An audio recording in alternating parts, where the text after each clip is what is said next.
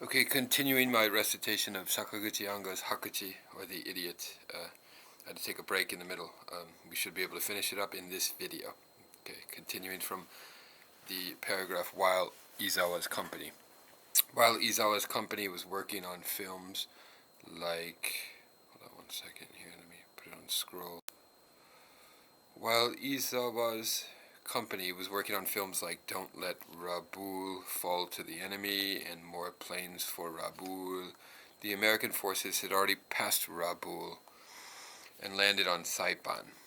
Saipan fell before they had finished the all-out fight for Saipan, and soon American planes on Saipan were flying overhead in Japan. Strange was the enthusiasm with which Izawa's colleagues planned their films. How to extinguish incendiary bombs, bodies that crash in midair, how to grow potatoes, let not a single enemy plane survive, power-saving and airplanes. One after another, they turned out their infinitely boring lengths of celluloid. Soon they began to run out of film stock, and usable cameras also grew scarce. The artists' enthusiasm reached new heights, as though they were possessed by some lyrical frenzy. Their films now bore such titles as The Kamikaze Suicide Pilots, The Decisive Battle for the Mainland, The Cherry Blossoms Have Fallen, infinitely boring films like pieces of pale paper. And Tokyo was about to turn into ruins. Okay, there's another foreshadowing of what is to come with the firebombing that is described in the final 10 or 15 pages. Izawa's enthusiasm was dead. When he woke up in the morning and realized that he had to go to work again, he immediately became sleepy. Just as he was dozing off, the air raid warning sounded. He got up and put on his leggings. Then he took out a cigarette and lit it. It occurred to him that if he missed work, he would run out of cigarettes. One night, Izawa was late and barely managed to catch the last tram. The private electric line had already closed down, and to get home he had to walk a considerable distance through the dark streets. When he turned on the light, he was surprised to find that his bedding, which he always left spread out on the floor, had disappeared. This was strange, since no one ever came into his room when he was out. He opened the closet. There, next to the heaps of his bedding, crouched the idiot woman from next door. Okay, so she suddenly relocated to his own house. She appeared in his house, and their relationship begins here now. She glanced uneasily at Izawa and buried her face in the bedding. But when she discovered that he was not going to be angry, her relief gave rise to a great deluge of friendliness. She became remarkably composed, yet she was still unable to talk coherently. All she could produce was a series of mumblings, and even when Izawa could make out what she was saying, it had no connection with what he was asking her. In a vague, fragmentary manner, she voiced the confused scraps of thought in her head. Izawa surmised that she had been thoroughly scolded at home, and that it had become too much for her. And when it had become too much for her, she had taken refuge in his hut. Since questions only seemed to frighten her, he limited himself to asking when and how she had arrived. After a spate of unintelligible mumblings, the woman rolled up her sleeve and rubbed a bruise on her arm. "It hurts," she said. "It still hurts. It's been hurting for some time now." From her stumbling efforts to point out the time sequence, the distinction between past pain and present pain, Izawa finally gathered that she had climbed into his room through the window after it had become dark. She also mumbled something to the effect that she had been walking about barefoot outside, and that she was sorry for having muddied the floor. But since Izawa had to extricate her meaning from among a confusion of mutterings that meandered up one blind alley after another, he was quite unable to tell the direction in which this particular apology was aimed. It seemed difficult to arouse his neighbor in the dead of night to return this thoroughly frightened woman to her house. At the same time, if he brought her back in the morning, there was no telling what misunderstanding might arise from his having let her stay the night, especially since her husband was a madman. "I don't care," he thought, suddenly imbued with a peculiar form of courage. "I'll let her stay." The substance of his courage was simply this: the loss of emotion in his life had provoked in him a certain curiosity. He felt it did not matter what happened, and that it was essential for his own life, his own way of life, that he should regard the present reality as a sort of test. He told himself that there was no need to think about anything other than his duty to protect this feeble-minded woman for a night. He told himself that there was nothing to be ashamed of in the fact that he was so strangely moved by this unexpected turn of events. Okay, so he's fallen into despair, into nihilism, finds absolutely no meaning in life until this woman appears, and then his taking care of her becomes his new raison d'être. So that gives him the courage to go on living. Izawa made up 2 sets of bedding on the floor and told the woman to head down. It should say to head down. Gotta correct that there. Woman to head down. I think it's supposed to say head down. Then he switched off the light. A couple of minutes later, he heard her crawling out of bed. She went to the corner of the room and crouched down. If it had not been the middle of winter, Izawa would probably have gone to sleep without troubling about her. But it was a bitterly cold night, so cold that he could not stop shivering. Since he had sacrificed 1/2 of his bedding to his guest, the icy air seemed to impinge directly on his skin. He got up and turned on the light. The woman was crouching by the door, holding the front of her dress tightly about her body. Her eyes were those of a creature who has lost its hiding place and is driven to bay.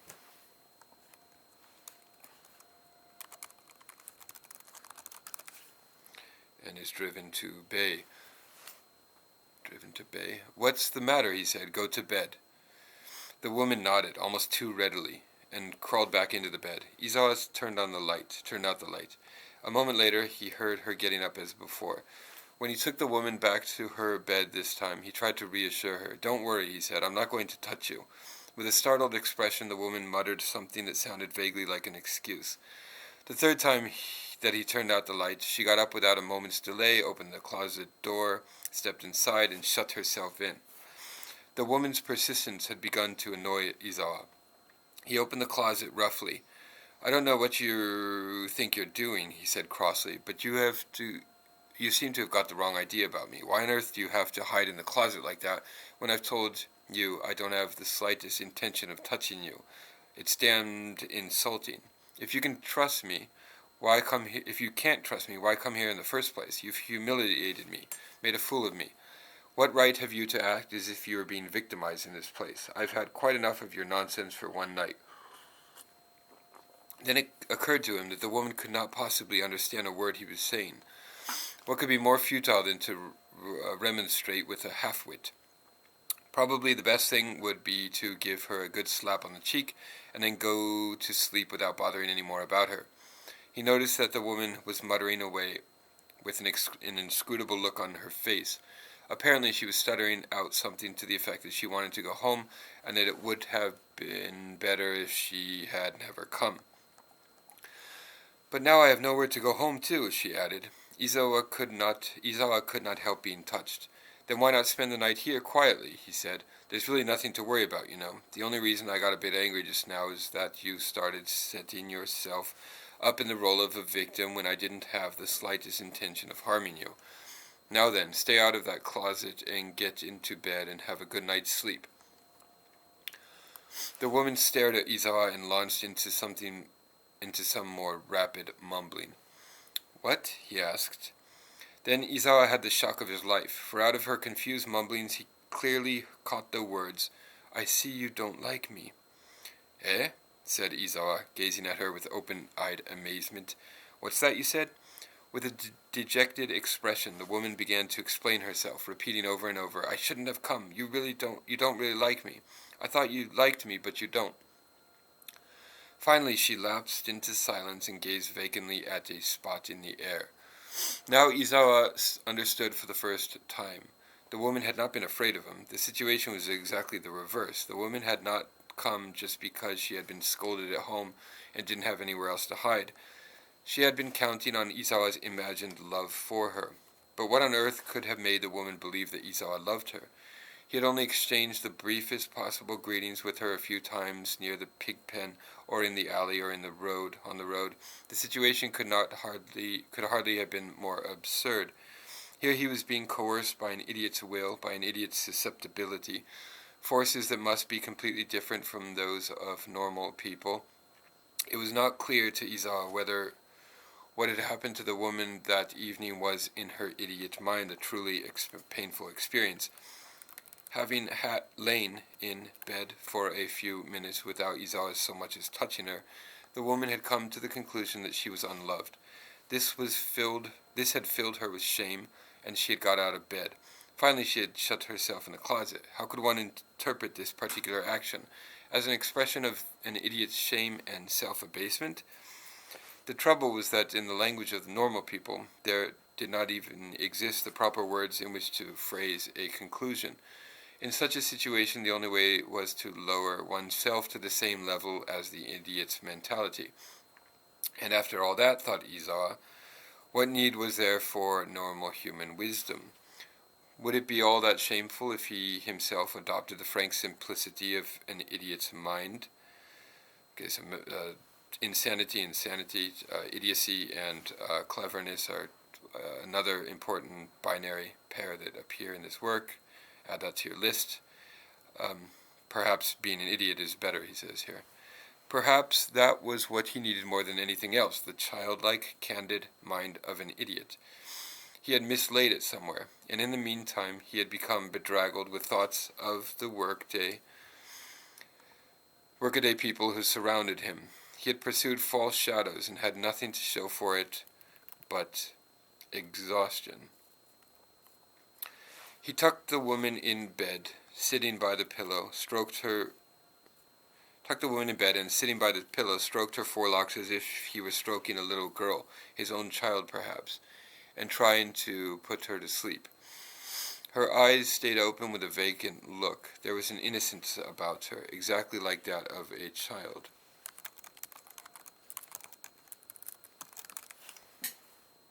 Exactly like that of a child. I do not dislike you, Izawa began solemnly. There are other ways, you know, of expressing love than by simple physical contact. The ultimate abode for us human beings is our birthplace, and in a strange way you seem to be living permanently in such a birthplace. Of course there was no possibility of her understanding what he said, but what, after all, were words? What real value did they have? And where did reality reside? There was no evidence that it could be found in human love. Where, if anywhere, could there be anything so real that it warranted a man's devoting his entire passion to it? Everything was merely a false shadow. But as he stroked the woman's hair, he felt like bursting into tears. He was overcome by the heart-rending idea that this small, elusive, utterly uncertain love was the very haven of his life. That involuntarily he was stroking the hair of his own fate. Okay, so through his encounter with this idiot woman, he's finally discovered a kind of authentic existence, an authentic way of living that he had hitherto not found. How was the war going to turn out? No doubt Japan would be defeated. The Americans would land on the mainland, and the greater part of the Japanese people would be annihilated. But all this could be conceived only as part of a supernatural destiny, the decree of heaven, so to speak. What really bothered Izawa was a far more trivial problem, a surprisingly trivial problem, yet one that always flickered exigently before his eyes. It was the question of the 200 yen wage he had received every month from his company. How long would he continue to receive this salary? He never knew from one day to another when he would be dismissed and reduced to utter destitution. Each time he went to collect his salary, he was terrified that he would also be given his dismissal notice. And when he actually held his pay envelope in his hand, he was invariably overcome by intense joy at having survived for another month. He always felt like crying at the thought of how trivial it all was. Here he was, a man who dreamed about great ideals of art, Yet a wage of 200 yen, which in the presence of art was less than the smallest speck of dust, could become a source of such agony that it penetrated to his marrow and shook his entire foundation of his existence. It was not merely his external life that was circumscribed by the 200 yen. His very mind and soul were absorbed by it. And the fact that he could gaze calmly, steadily at this triviality and retain his sanity made him even more wretched. The editor's loud, stupid voice, shouting, "What does beauty mean at a time like this? Art is powerless," filled Izawa's mind with a completely different sort of reality, and ate into him with a great biting force. Ah yes, he thought, Japan would lose. His countrymen would fall one after another like so many clay dolls. Innumerable legs and heads and arms would fly skyward mixed with the debris of bricks and concrete, and the land would become a flat graveyard devoid of trees, buildings, everything. Where would he seek refuge? Which hole would he be driven into? Where would he be when finally he was blown up, whole and all? Yet sometimes he dreamed of how things would be if, by some peculiar chance, he survived. What he felt chiefly at such moments was curiosity about life in an unpredictable new world, life in nibble-buried fields, curiosity also about the regeneration that would come.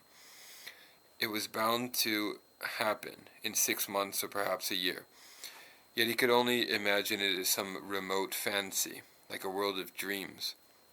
Meanwhile, the decisive force of a mere 200 yen blocked off everything else and swept away all hope from his life. Even in his dreams, it choked and haunted him. It bleached every emotion of his youth, so that although he was still only 27 years old, he also found himself wandering aimlessly over a dark moorland. Izawa wanted a woman. This was what he longed for most of all. Yet life with any woman would ineluctably be limited by the 200 yen. His saucepan, his cooking pot, his bean paste, his rice, everything bore this curse. When his child was born, it too would be haunted by the curse. And the woman herself would turn into a demon obsessed by the same curse and would be grumbling from morning until night. His enthusiasm in his art and the light of his hopes were all dead. His very life was being trampled on like a horse dung by the wayside, drying up and being blown away by the wind to disappear without a trace, without so much as the slightest nail mark. Such a curse it was that would cling to the woman's back. His way of living was unbearably trivial, and he himself lacked the power to resolve this triviality. War, this vast destructive force in which everyone was being judged with fantastic impartiality, in which all Japan was becoming a rubble-covered wasteland and the people were collapsing like clay dolls. What a heart-rending, what a gigantic love it represented on the part of nothingness. Okay, so in the study guide questions, I have a question about this very passage, so underline it here. Why is he comparing war, this awful, destructive force that in the end killed 3 million Japanese and 10 million Chinese and 200,000 Americans and so forth? Why is he describing it as a heart-rending, gigantic love? Okay, let's return to that when you answer your study question.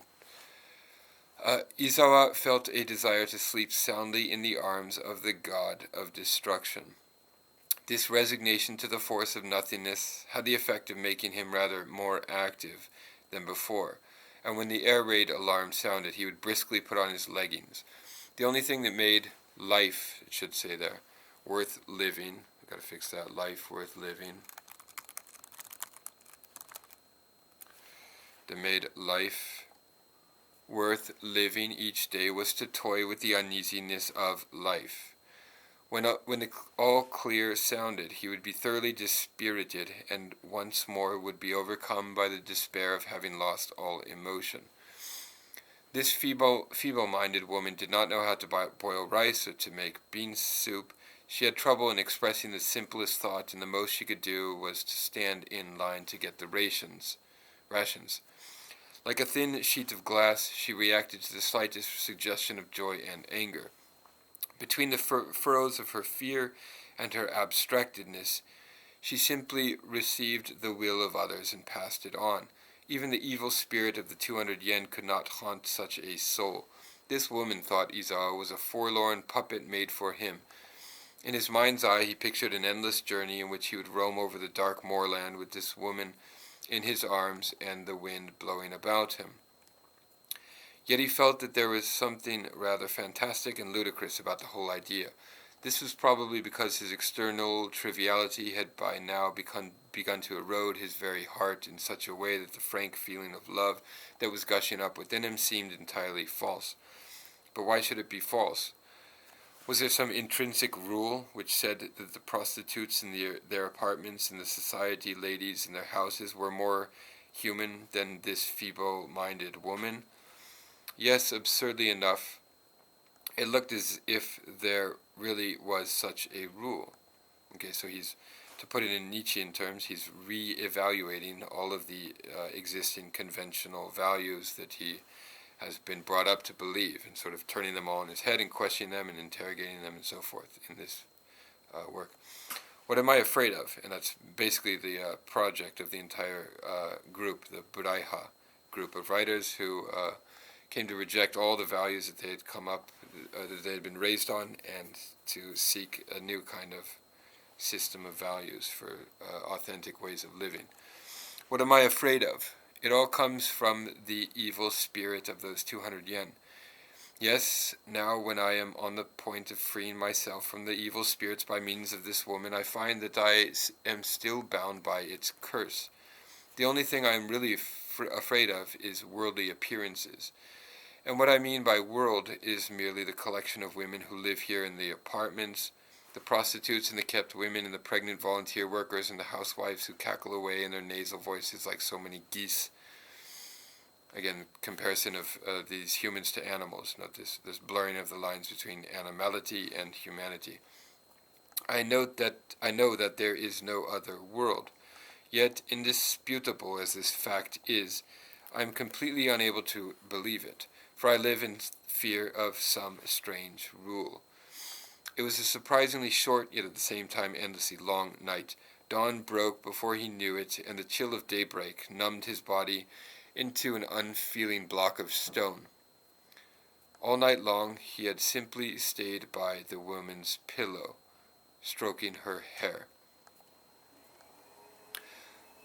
From that day, okay, so they had their first night together, and now we enter the second half of this story, at the last 10 pages. From that day, a new life began for Izawa. Yet, aside from the fact that a woman's body had been added to the house, there was nothing peculiar or even different. Unbelievable though it might seem, not a single new bud appeared to sprout forth round him or within him. His reason perceived what an extraordinary event it was.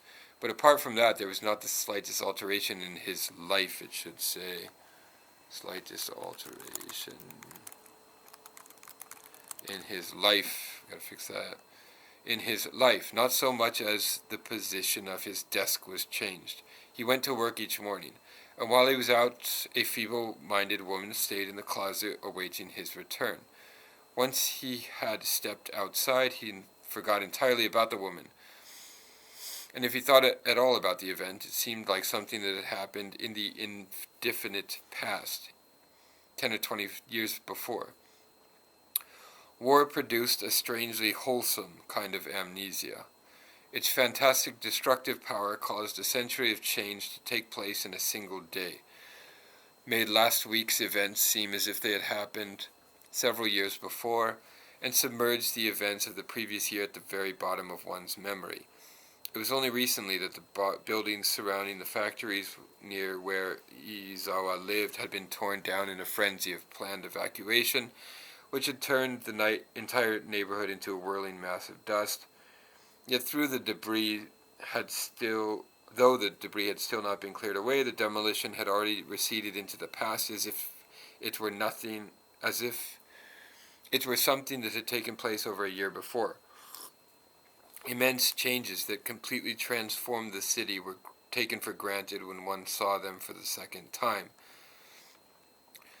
The feeble-minded woman, too, had become one of the multifarious blurred fragments belonging to this wholesome amnesia. Her face lay among the various fragments, among the sticks and splinters on the site of the evacuated People's Bar in front of the railway station where, until a couple of days ago, people had been waiting in queues, among the holes in the nearby building that had been wrecked by a bomb, among the fire-ravaged ruins of the city. Every day the sirens rang out. Sometimes it was an air raid warning. At its sound, Izawa would be plunged into a deep disquiet. What worried him was that there might be an air raid near where he lived, and that even now, while he sat in his office, some unknown change might be taking place at home. If there was an air raid, the feeble-minded woman might well become excited and rush out of the house, thus exposing their secret to the entire neighborhood. Fear about an unknown change concerned Izawa more than anything else, and made it impossible for him to return home while it was still light. Many were the times that he vainly struggled against this pitiful condition in which he was dominated by vulgar worries. If nothing else, he would have liked to be able to confide everything to the tailor, but this struck him as a hopelessly mean action, for it would simply have meant getting rid of his worries by the least damaging possible form of confession. So he remained silent and angrily cursed himself for being no better in his true nature than the common man, rule of men whom he despised. So he looks down on the herd, he looks down on their conventional morality and how they worry about what others think of them and so forth, but at the same time he's unable to expel this conventional self that has that has formed over the years. For Izawa, this feeble-minded woman had two unforgettable faces. When turning a street corner, when walking up the stairs in his office building, when detaching himself from the crowd of people in front of a tram, at these and other unexpected moments, he would suddenly recall the two faces. His thoughts would freeze up and he would be congealed in a momentary frenzy. One face was that which he had seen when he first touched her body. The occurrence itself had on the very next day receded into the memories of a year before. Only the face would come back to him, detached from the surrounding events. From that day, the feeble-minded woman had been no more than a waiting body with no other life, with not so much as a scrap of thought. She was always waiting. Merely from the fact that Izawa's hands had touched a part of her body, the woman's entire consciousness was absorbed by the sexual act. Her body, her face were simply waiting for it. Even in the middle of the night, if Izawa's hand happened to touch her, the woman's sleep-drugged body would show exactly the same reaction. Her body alone was alive, always waiting. Yes, even while asleep. So she's pure nikitai. Remember, in the study guide, I have a question about nikitai versus seishin, or spirit, and one of the characteristics of the Braiha group of writers is to privilege the nikitai over the kokutai, not only the kokutai, the national polity, but also the seishin, the Nippon seishin, which had also been kind of misused and appropriated into the nationalist imperialist ideology of the time. So nikitai is valued over seishin. Take a little break here.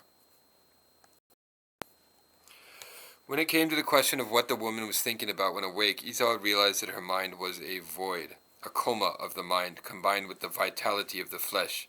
That was the sum and total of this woman. Even when she was awake, her mind slept, and even when she was asleep, her body was awake. Nothing existed in her but a sort of unconscious lust. The woman's body was constantly awake and reacted to outer stimuli by a tireless, worm-like wriggling. But she had another face as well. There happened to be a daytime air raid on Izawa's day off, and for 2 solid hours the bombers had concentrated on a nearby part of the city. Since Izawa had no air raid shelter, he hid in the closet with the woman, barricading their bodies with the thick bedding. The center of the bombing was about 500 yards away, but the houses in Izawa's neighborhood trembled as the earth shook. With each great thud of the bombs, Izawa's breath and thoughts stood still. Although both incendiary and demolition bombs were dropped alike from the planes, they had all the difference in degree of horror that existed between a common grass snake and a viper. Incendiary bombs were equipped with a mechanism that produced a ghastly rattling sound, but they did not explode on reaching the ground, and the noise fizzled out above one's head. A dragon's head and a serpent's tail, people used to say.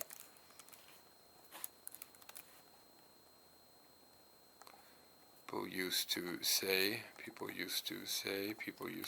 where do we go? In fact, there was no tail at all, serpentine or otherwise, and one was spared the culminating terror. In the case of TNT bombs, however, the sound as they fell was like the subdued swishing of rain, but this ended in a fabulous explosion that seemed to shatter the very axis of the earth. The horror of the rain-like warning, the hopeless terror as the thud of the explosions approached, made one feel more dead than alive. Worse still, since the American airplanes flew at high altitude, the sound of their passage overhead was extremely faint, and they gave the impression of being totally unconcerned with what was happening below. Accordingly, when the bombs fell, it was exactly like being struck by a huge axe wielded by a monster who was looking the other way. Because one could have no idea what the enemy planes were going to do, the strange buzzing of their motors in the distance filled one with a particular sense of uneasiness. Then on top of this would come the swish of the falling bombs. The terror one felt while waiting for the explosion was really enough to stop every word and breath and thought. The only thing in one's mind was the despair that flashed through one, icy like impending madness. Despair at the idea that this was assuredly one's final moment on earth. Izawa's hut was fortunately surrounded on all sides by two-story buildings, apartments, the madman's house, the tailor's house, and it alone escaped without so much as a cracked window pane, whereas the windows in the neighboring houses were shattered and in some cases the roofs badly damaged. The only untoward incident was that of a blood-drenched hood of the type people wore in air raids fell on the field in front of the pig pen. In the darkness of the closets, Izawa's eyes glittered. Then he saw it. He saw the idiot's face and its writhing agony of despair. Ah, yes, he thought, most people have intellect, and even at the worst of times they retain control and resistance. How appalling it was to see someone who was entirely bereft of intellect and restraint and resistance. To the woman's face and body, as she gazed into the window of death, nothing adhered but anguish. Her anguish moved, it writhed, it shed a tear. If a dog's eyes were to shed tears, it would probably be infinitely ugly, just as if he were to laugh. Izawa was shocked to see how ugly tears could be when there was no trace of intellect behind them. Strangely enough, children of 5 or 6 rarely cry in the middle of a bombing. Their hearts beat like hammers, they become speechless, and they stare ahead with wide-open eyes. Only their eyes are alive. But apparently they are just kept wide open, and they fail to show any direct or dramatic fear. The fact is that children calmly subdue their emotions to the extent that they appear more intelligent than under normal circumstances. At the instant of danger, they are the equal of adults. One might even say that they are superior, for adults plainly manifest their fears of death. Yes, children actually appear more intelligent sometimes than adults. But the idiot's anguish did not bear the slightest resemblance to the wide-eyed reaction that children show at times of danger. It was merely an instinctive fear of death, a single ugly movement. Her reaction was not that of a human being or even of an insect. If it could be said to resemble anything, it was like the writhings of a small 3-inch caterpillar that has swollen to about 6 feet. And that has a teardrop in its eye. There were no words, no screams, no groans, nor was there any expression. She was not even aware of Izawa's existence. If she were human, she would be incapable of such solitude. It was possible that a man and a woman could be together in a closet with one of them entirely forgetting about the other. People talk about absolute solitude, but absolute solitude can exist only by one's being aware of the existence of others. Absolute solitude could never be such a blind and unconscious thing as what Izawa was now witnessing. This woman's solitude was like a caterpillar's, the ultimate in wretchedness. How unbearable it was, this anguish, entirely devoid of any thought. The bombing ended. Izawa raised the crouching woman in his arms. As a rule, she reacted amorously if Izawa's finger, that should say,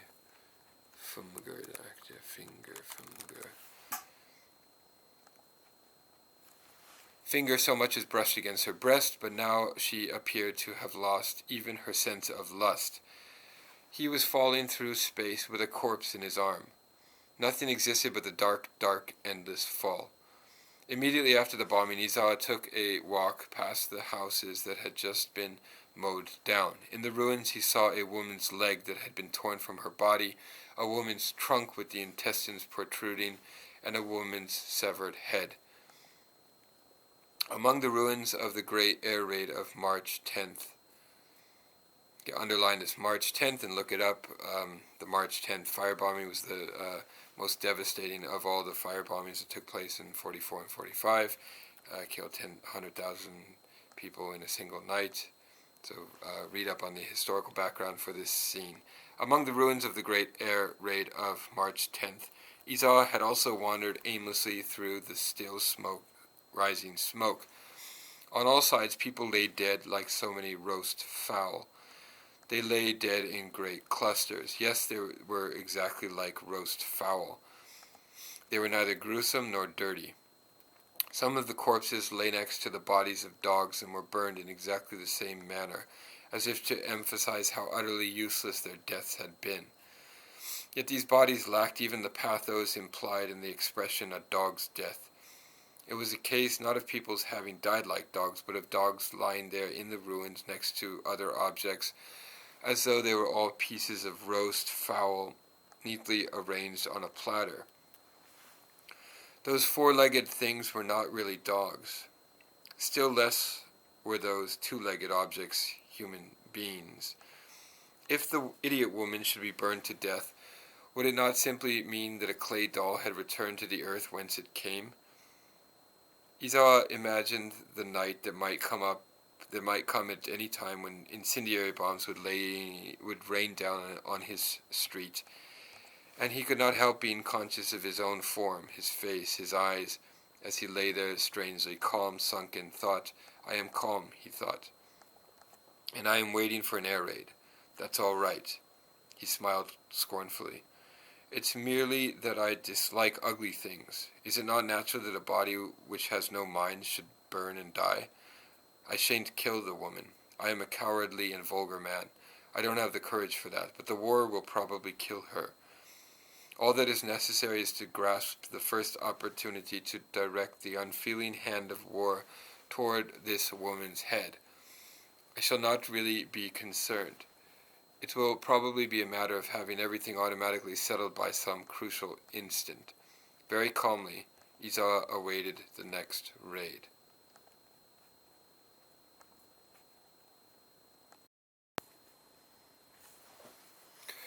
It was April 15th. 2 days before, on the 13th, the second great night bombing had taken place, inflicting immense damage on Ikebukuro, Sugamo, and other residential districts of Tokyo. As a result of that raid, Izawa had managed to obtain a calamity certificate. This enabled him to take a train to Saitama Prefecture and to return with some rice in his rucksack. The air raid alarm had started the moment he reached home. By examining the areas of Tokyo that still remained unburned, anyone could surmise that the next raid would be directed at Izawa's neighborhood. Izawa knew that the fatal moment was near. At the earliest, it would come on the following day. At the latest, within a month. The reason Izawa thought it would not happen before the following day was that the tempo of raids until then indicated that at least another 24 hours would be necessary to complete preparations for a night attack. It never occurred to him that this might be the day of doom. That is why he had gone food hunting. The main purpose of his trip, however, was not to bury food. Since his school days, he had had connections with a certain farm in Saitama, and his principal objective in going to the country had been to deposit his belongings, which he had packed in a couple of trunks in a rucksack. Izawa was tired out. He had made this trip in his air raid uniform, and when he reached his room, he lay down as he was, using his rucksack as a pillow. When the crucial moment came, he had actually dozed off. He awoke to the blaring of radios. At that moment, the front of the attacking squadron was approaching the southern tip of Izu Peninsula. A moment later, the bombers were over the mainland, and the sirens started to shriek out their warning. Instinctively, Izawa knew that the final day for his neighborhood had come. He put the feeble-minded woman in the closet and went outside to the well with a towel in his hand and a toothbrush in his mouth. A few days before, Izawa had managed to obtain a tube of lion toothpaste, and he had been enjoying the astringent taste that had been denied him for such a long time. When it dawned on him that the fatal moment had come, he was for some reason inspired to brush his teeth and wash his face. But first it took him a while. It seemed like ages to find the tube, which had been moved a small distance from where he remembered having put it. Then he had trouble finding the soap. It was a perfumed cake of a type that was no longer obtainable in the shops, because it too had been slightly misplaced. "I'm getting rattled," he told himself. "Calm down, Izawa, calm down." Thereupon he struck his head against the closet and stumbled over the desk. For a while he tried to gather his wits by suspending all movements and thought, but his entire body was flustered and refused to respond to orderly control. Finally he found the soap and went to the well. The tailor and his wife were throwing their belongings into the shelter that they had hung in the corner of the field, and the duck-like girl from the attic was bustling about with the suitcase in her hand. Izawa congratulated himself for his persistence in having found the toothpaste and the soap, and wondered what fate had in store for him that night. While he was still wiping his face, the anti-aircraft guns started banging away. When he looked up, he saw that a dozen or more searchlights were already crisscrossing overhead. In the very center of their beams, an American airplane showed up clearly, then another plane, and yet another. When he had happened to glance in the direction of the station, he saw that the whole area was a sea of flames. The time had finally come. Now that the situation was clear, Izawa calmed down. He put on his air raid hood and covered himself in his bedding. Standing outside his hut, he counted up to 24 planes. They all flew overhead, clearly exposing the beams of the searchlights. The anti-aircraft guns boomed crazily, but there was still no sound of bombing. When he had counted the 25th plane, he heard the familiar rattling sound of incendiary bombs, like a freight train crossing a bridge. Apparently the planes were passing over Izawa's head and concentrating their attack on the factory area behind. Since he could not see from where he was standing, he went to the pig pen and looked back. The factory area was bathed in flames, and to his amazement, Izawa saw that apart from the bombers which just passed overhead, planes were approaching in quick succession from the exact opposite direction and were bombing the entire area to the rear. Then the radios stopped. The whole sky was hidden by a thick red curtain of smoke, which blotted out the American planes and the beams of the searchlights. The tailor and his wife were a prudent couple. Some time before they had made the shelter for their belongings and had even provided mud to seal up the entrance. Now they briskly stored everything in the shelter as planned, sealed it, and covered it with earth from the rice field. "With a fire like this," said the tailor, "it's absolutely hopeless." He stood there in his old fireman's clothes, with his arms folded, and gazed at the flames. "It's all very well they're telling us to put it out," he continued, "but when the fire gets as bad as this, there's nothing to be done. I'm going to run for it. What's the use of staying here and being choked to death by the smoke?" The tailor heaped his remaining belongings onto a bicycle-drawn cart.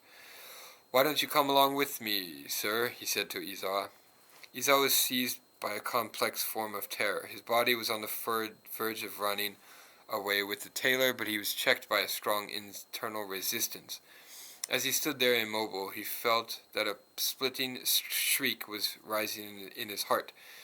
Because of this moment's delay, I'm going to be burned to death. There's a mistake there. I'm going to be burned to death, he says.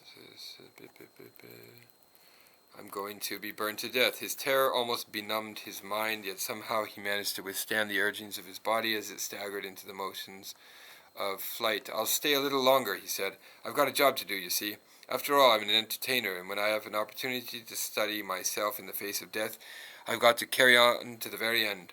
I'd like to escape, but I can't. I can't miss this opportunity. You better run for it now. Hurry, hurry. In a minute it'll be too late. Hurry, hurry. In a minute it'll be too late. Insane all. There's a mistake there too.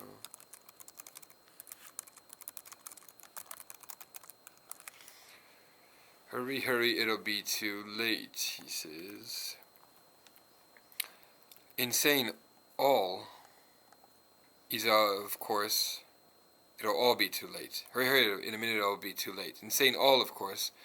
Izawa was referring to his own life. Hurry, hurry was not aimed at urging the tailor to escape, but came from his own desire to get away as soon as possible. For him to get away, it was essential that everyone in the neighborhood should leave ahead of him. If not, people might find out about his feeble-minded woman. So she's his priority now. And not being discovered with her is his priority now. Very well, then, said the tailor, but be careful. He started to pull his cart, but he too was thoroughly flustered, and as he hurried along the alley, he kept bumping into things. That was Isawa's last picture of his neighborhood as they fled from their dwellings. A ghastly rustling continued without pause or modulation. It sounded like the roaring of waves as they beat against the rocks, or like the endless pattering on rooftops of splinters from anti-aircraft guns. But it was the footsteps of a massive evacuees scurrying along the main road. The sound of the anti-aircraft guns now seemed out of place, and the flow of footsteps had a strange vitality. Who in the world could possibly have imagined that the endless flow of this uncanny sound, this sound without pause or modulation, was produced by human footsteps? The sky and the earth were filled with countless sounds, the whirring of American planes, the anti-aircraft guns, the downpour, the roar of explosions, the sound of feet, the splinters striking the roofs. But the area immediately surrounding Izawa formed a quiet little realm of darkness in the midst of the red sky and earth. The walls of a strange silence, the walls of a maddening solitude, surrounded Izawa on all sides. Wait another 30 seconds, now just 10 more. He did not know who was ordering him nor why, nor did he know what made him obey. He felt that he was going insane. He felt that at any moment he would start running along blindly, screaming in agony. At that moment something started to fall immediately above his head and seemed to churn the insides of his eardrums. Frantically he threw himself to the ground.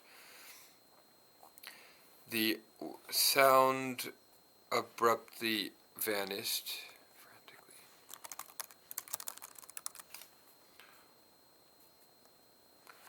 The sound abruptly vanished, and an incredible quiet once more descended on the surroundings. Well, that gave me quite a fright, thought Izawa. He arose slowly and brushed the earth from his clothes. When he looked up, he found the madman's house in flames. Oh, so it's finally been hit. He was strangely calm. Then he realized that the houses on both sides and the apartments opposite were also in flames. Izawa rushed into his hut. He sent the door out of the closet flying. It slipped from its groove and fell with a clatter, and rushed out, covering with his bedding and holding the feeble-minded woman in his arms. For the next moment or so he was in a daze and had no idea what he was doing. As he reached the entrance to the alley, he once more heard the falling sound overhead. He threw himself down. When he stood up, he saw that the tobacco shop was burning, and that in the house opposite violent flames were gushing from the family Buddhist altar. Looking back as he left the alley, he noticed that the tailor's house had also caught fire. No doubt his own hut was already in flames. The entire neighborhood was burning, and sparks of fire were swirling all about. Izawa felt that the situation was hopeless. When he reached the crossroads, he found that all was in utter confusion. Everybody was pressing forward in a single direction, the direction furthest from the flames. It was no longer a road, but just a deluge of people, baggage, and screams, a deluge of hustling and jostling, shoving and pushing, stumbling and staggering forward. As people heard the swishing sound of bombs overhead, they would fall to the ground at once, and the deluge would come to a complete standstill. A few people would run on, trampling over the others, but the majority had their personal belongings and were accompanied by children, women, and aged people.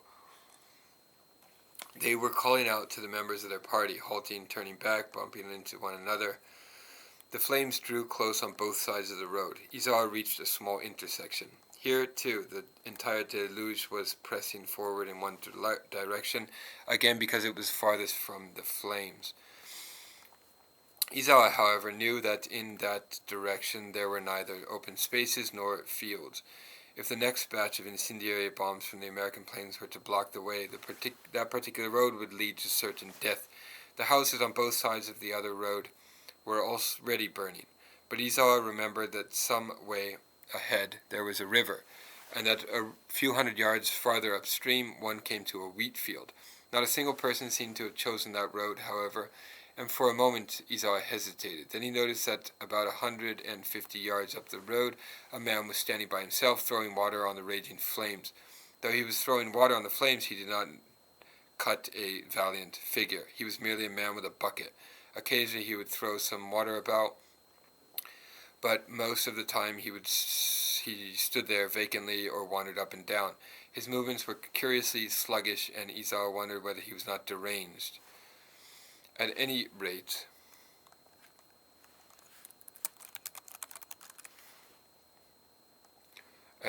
thought Izawa, a man could stand there without burning to death.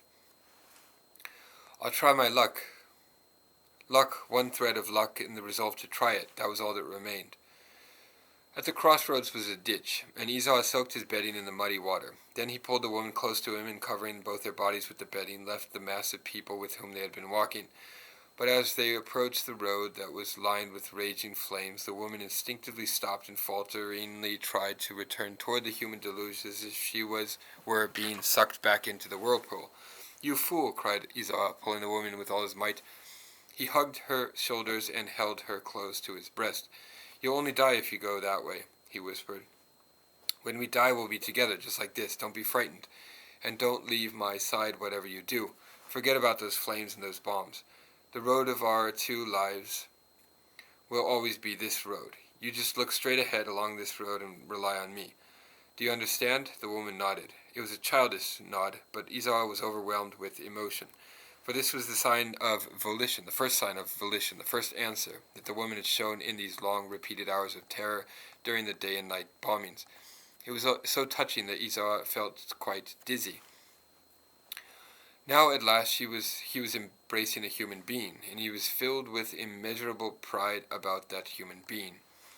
The two of them rushed through the wild flames. When they emerged from under the mass of hot air, both sides of the road were still a sea of flame, but the houses had already collapsed in the fire, and as a result the force of the conflagration had decreased, and the heat was less intense.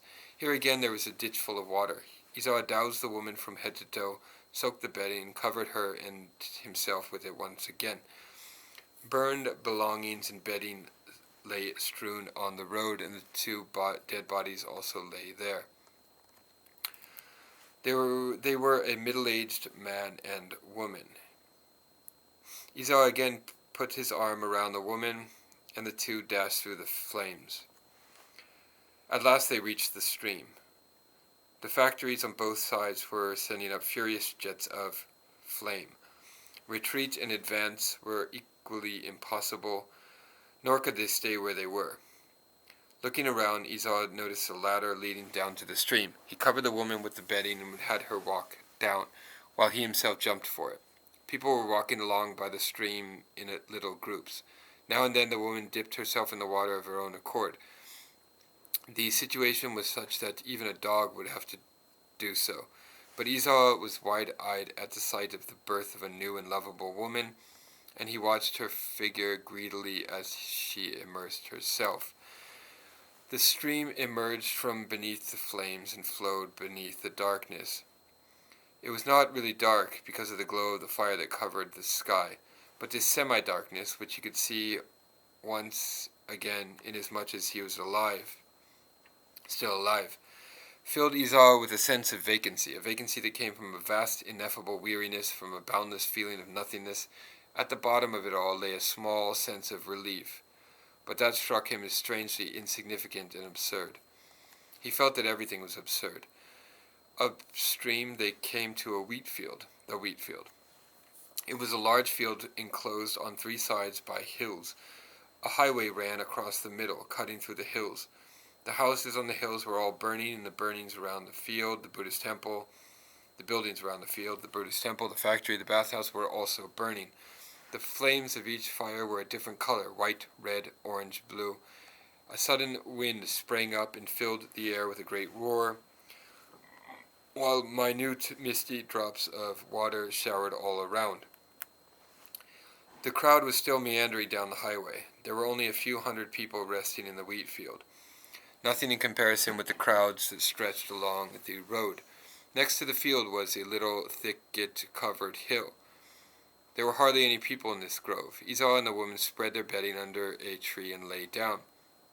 At the side of the field, below the hill, was a farmhouse was burning. A few people could be seen throwing water on the flames. At the rear was a well where a man was working the pump handle and was drinking water. Seeing this, about 20 men and women rushed toward the well from all directions. They took turns in working the pump handle and drinking. Then they crowded about the burning house and stretched their hands toward the flames to warm themselves. As burning fragments fell from the sky, they sprang back and turned away from the smoke. Then they went on talking. Nobody lent a hand to try to put out the fire. The woman said that she was sleepy. She also muttered that her feet ached, that her eyes smarted, but her main complaint was that she was sleepy. "All right then," Izawa said. "Sleep for a while." He wrapped her in the bedding and lit a cigarette for himself. When he had smoked a number of cigarettes and was about to light another, the all-clear signal sounded in the distance, and several policemen came running through the wheat fields to announce that the alarm had been lifted. Their voices were hoarse, not like the voices of human beings at all. "The raid is over," they shouted. "Everyone living in the area of Kamata police station is to assemble at the Yaguchi elementary school. The school building is still standing." The people rose from the ridges in the field and walked down to the highway. But Izawa did not move. A policeman came up to him. "What's the matter with that woman? Is she hurt?" "No," said Izawa. She's tired and sleeping." "Do you know the Yaguchi elementary school?" "Yes, we'll have a rest here for a while and then we'll come along." "Brace up, man. You mustn't let a little raid get you down." The policeman's voice trailed off as he disappeared down the hill. Only 2 people were left in the grove. 2 people? But wasn't the woman, in fact, a mere lump of flesh? Now she lay there sound asleep. Everyone else was walking through the smoke of the fire-ravaged ruins. They had all lost their homes, and they were all walking. Certainly none of them was thinking about sleep. The only ones who could sleep now were the dead and this woman. The dead would never wake again, but this woman would eventually wake up.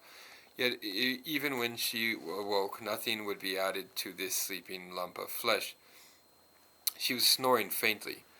It was the first time that he had ever heard her snore. It sounded like the grunting of a little pig. "Yes," thought Izawa, "everything about her is porcine." And abruptly a fragmentary memory from his childhood came back to him. A group of about a dozen urchins had been chasing a baby pig at the command of their gang leader. When they cornered the animal, the leader took out his jackknife and sliced a piece of flesh off its thigh. Izawa recalled that the pig's face had showed no sign of pain, and that it had not even squealed very loudly. It simply ran away, evidently unaware that some flesh had been sliced off its thigh. Now Izawa's mind conjured up a picture of himself and the woman as they would run away, stumbling among the clouds of dust, the crumbled buildings, the gaping holes. The American forces would have landed, the heavy artillery shells would be roaring on all sides, huge concrete buildings would be blown sky high, enemy planes would be diving and spraying them with machine gun fire. Behind a pile of rubble, a woman would be held down by a man. He would overpower her, and while indulging in the sexual act, would be tearing off the flesh from her buttocks and devouring it.